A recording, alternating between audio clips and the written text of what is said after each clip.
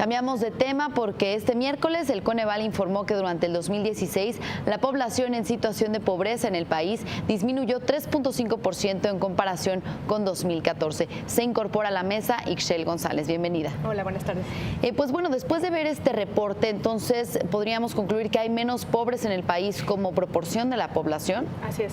Hubo este 3.5% de la población representa 1.9 millones de personas y esto significa que la gente en población en situación de pobreza se redujo de 55.3 a 53.4 millones de personas y bueno, como porcentaje de la población total significa que se redujo de 46.2% a 43.2% entre 2014 y 2016. También la pobreza extrema se redujo en 2 millones de personas y la tasa pasó de 9.5% a 7.6% de la población, que representa en total 9.4 millones de personas, esa tasa de 7.6% en la que ella bajó la pobreza extrema. ¿Cuál es su lectura de estos resultados? Mira, Susi, gran parte de esta reducción de la pobreza fue sustentada en el anclaje a la inflación. Sí, definitivamente permitió una reducción en la pobreza entre 2014 y 2016, pero pues este espectro ha cobrado vida, ¿no?, en los últimos meses, por lo cual yo pensaría que el dato, si ponemos en tiempo real, digamos, el dato de pobreza, ya no vamos a tener este 43.6, o sea, pues, seguramente va a ser mucho más alto, ¿no? Por lo tanto, la lucha contra la pobreza pues no ha terminado y también pues hasta cierto punto pues, es vergonzoso, ¿no? O sea, yo de aquí en adelante voy a ver muchas declaraciones de nuestros amigos políticos diciendo, miren señores, ya redujimos el nivel de pobreza, nuestras políticas están dando resultado en todo el país. Y pues, no es cierto, ¿no? Un 43.6% de la población está en pobreza, eso está mal. Cifras alarmantes siguen siendo.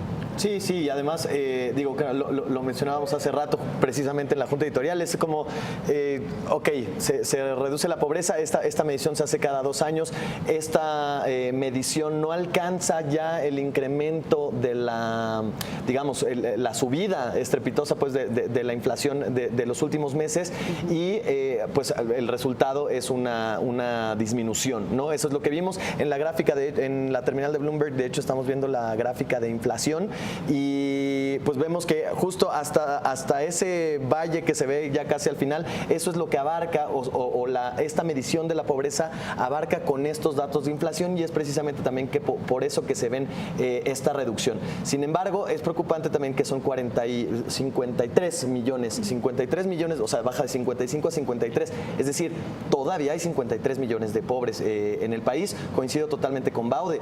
Vamos a estar escuchando de aquí hacia 2018 se redujo la pobreza, por supuesto que esto va a ser tomado como una bandera electoral, se redujo la bandera, se redujo la pobreza en 2%, digamos como entre los logros del sexenio y al final pues como se hace cada 2 años pues esto es lo que vamos a escuchar de aquí hasta las elecciones, ¿no?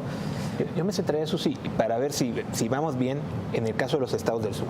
Los estados del sur históricamente pues tienen niveles muy altos de pobreza y viendo ya fríamente los números, en el caso por ejemplo de Chiapas, Chiapas reportaba un nivel de pobreza de 74.7% en 2012, ahora 77%.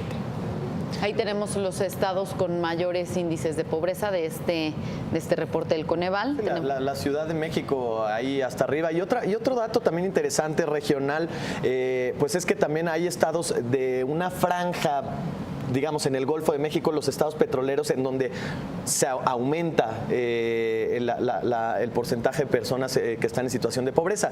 Está Veracruz, está Campeche, está Tabasco también, y es esa zona petrolera en donde pues hemos visto disminuciones en la inversión, caídas en el crecimiento económico del país. Ahora vemos también aumentos en la pobreza. Creo que también es preocupante el contraste regional que puede haber, ¿no? Tamaulipas, por ejemplo, Tamaulipas que está hasta arriba y forma parte de esa franja, y aunque también tiene actividad petrolera, bueno, pues ahí vemos que cayó de 37.9 a 32.2. Sin embargo, en los otros estados estados que te mencionaba, pues sí, los cambios van al alza, ¿no? Y sí, aún hay mucho por hacer, porque sí es una cantidad importante de gente que permanece en esa situación de pobreza. Sin embargo, justamente dentro de las banderas blancas que vamos a estar escuchando en estos días, pues es el dato positivo que ha tenido la formalización del empleo, que ha estado creciendo el número de trabajadores asegurados al IMSS en tasas anuales de pues, mayores a 4%. Y los salarios, ¿no? Y los salarios que justamente tuvieron unos pues incrementos en el salario mínimo en los últimos 2 años, pues de forma pues que fue a través, digamos, de un pacto, ¿no? En el que pues se accedió a dar este incremento en el salario mínimo. Entonces, bueno, eso ya de entrada pues sí tiende a incrementar como el ingreso que pues cierta población recibe, ¿no? Que es la gente que recibe el salario mínimo, que bueno, que sigue siendo pues poca, ¿no? O sea, bueno, porque ya la mayoría de las personas están ganando cerca de 2 hasta 3 salarios mínimos mensuales, ¿no? Que todavía pues bueno, es una cantidad de dinero pues baja, o sea, que serían entre 4,000 y 6,000 pesos mensuales, ¿no? Para vivir, ¿no? Okay.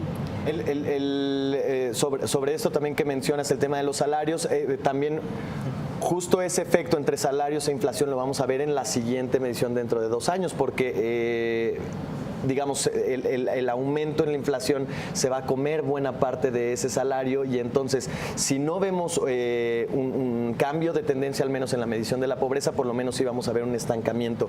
Probablemente ya no siga bajando como lo acabamos de ver ahora, ¿no? Que justo esta disminución en la inflación es la que ayudó pues a la lectura.